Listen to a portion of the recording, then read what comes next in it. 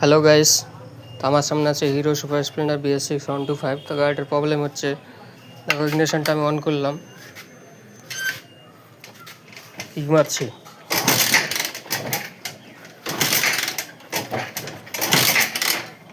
আমি যদি এখানে 10,000ও কিক মারি তো গাড়িটা কিন্তু স্টার্ট হচ্ছে না, কারণ গাড়িতে ফায়ার আসছে না। তো ফ্ল্যাগ ক্যাপটা খুলে ফায়ারটা তোমাকে দেখাচ্ছি। আমি কিন্তু ফ্ল্যাগ ক্যাপটা খুলে ফেলেছি, এটা ফ্ল্যাগ ক্যাপ, আর এখানে ফ্ল্যাগটার তারটা লাগিয়ে রেখেছি যেন ফায়ারটা বোঝা যায় কিক মারলে। তো দেখো আমি কিক মারছি, ইগনিশন কিন্তু এখানে অন আছে।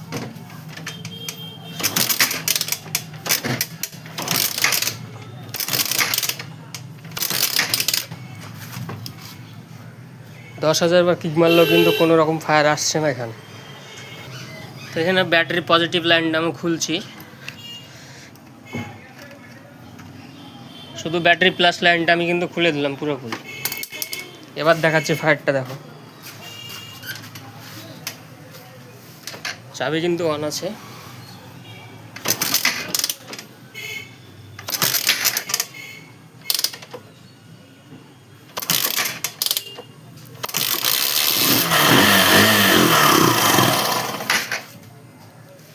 ফায়ারটা আসলো, স্টার্ট হলো আর চলে গেল।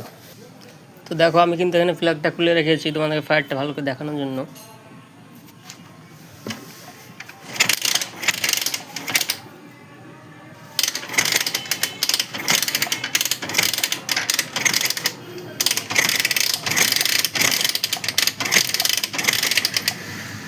ফায়ার কিন্তু আসছে, ক্যামেরা নড়ছে সেই জন্য দেখাচ্ছি না, বুঝতে পারছি না।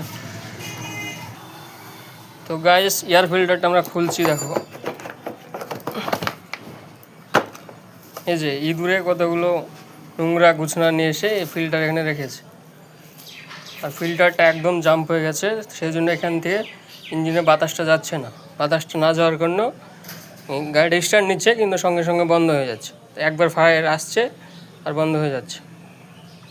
তো আমরা এই জায়গাটা এখন পরিষ্কার করে নতুন একটা ফিল্টার লাগাবো এবং স্টার্ট করে দেখাবো তোমাদেরকে গাড়িটা ঠিক হয়েছে কি না। ফিল্টারটা দেখো কী অবস্থা করেছে।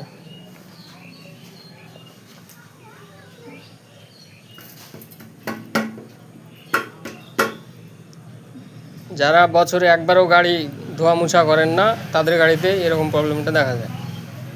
ইঁদুরে এরকম বাসা করবে, গাড়িতে প্রবলেম করবে অনেক রকমের। ইঞ্জেক্টর খারাপ হয়ে যাবে এখান দিয়ে গুছনা চলে যাওয়ার কারণে টোটাল বডিতে, তখন কিন্তু বড় ধরনের খরচা হয়ে যাবে। সেই জন্য গাড়ি সবসময় ক্লিন রাখা দরকার। তো গ্যাস আমরা এখন বেরো করে ফিল্টারটা লাগাবো, তার আগে এই জায়গাটা ক্লিন করে